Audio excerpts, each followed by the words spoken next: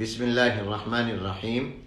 تمام مکاتب فکر کے ممتاز اور جید علماء کرام کے متفقہ طور پر جاری کردہ اعلامیہ کی روشنی میں آج پنجاب کے آئی جی محترم جناب شعیب دستگیر صاحب سے ٹیلی فون پر تفصیلی گفتگو ہوئی۔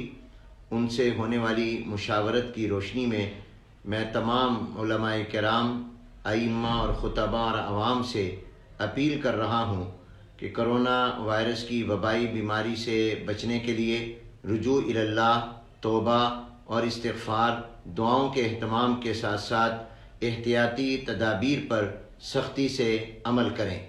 احتیاطی تدابیر یہ ہیں کہ جو لوگ بیمار ہیں یا وائرس سے متاثر ہیں یا ان کی خدمت اور بیمار پرسی پر مامور ہیں، وہ مساجد میں نماز کے لیے نہ آئیں، وہ اپنے گھروں پر نماز ادا کریں۔ اسی طرح پر معمر حضرات اور نابالغ بچے بھی نماز کے لیے مسجدوں میں نہ آئیں۔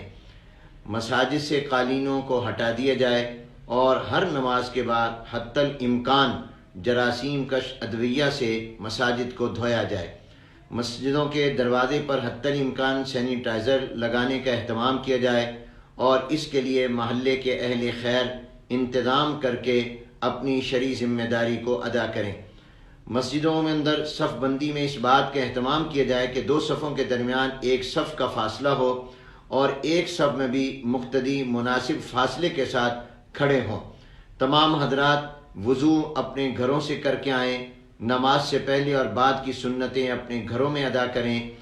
نمازی حضرات مسجد میں آ کر صابن سے ہاتھ دھوئیں، گھر سے بھی ہاتھ دھو کر آئیں اور حتی الامکان ماسک پہن کر آنے کا اہتمام کریں۔ نماز جمعہ میں اردو تقریر بند کر دی جائے، ضرورت ہو تو صرف 5 منٹ کے لیے لوگوں کو احتیاطی تدابیر سے آگاہ کیا جائے۔ خطبہ جمعہ کو صرف ضروری حمد و صلات اور تقوی کے بارے میں ایک آیت اور مسلمانوں کے لیے مصائب سے نجات کی دعا پر اکتفا کیا جائے۔ نماز کے بعد بھی تمام حضرات ہجوم کرنے کی بجائے مناسب فاصلوں سے اپنے گھروں کو چلے جائیں۔ نماز میں صف بندی بھی اس انداز سے ہو کہ ایک صف چھوڑ کر صف بنائی جائے اور دائیں اور بائیں بھی مناسب فاصلہ رکھا جائے۔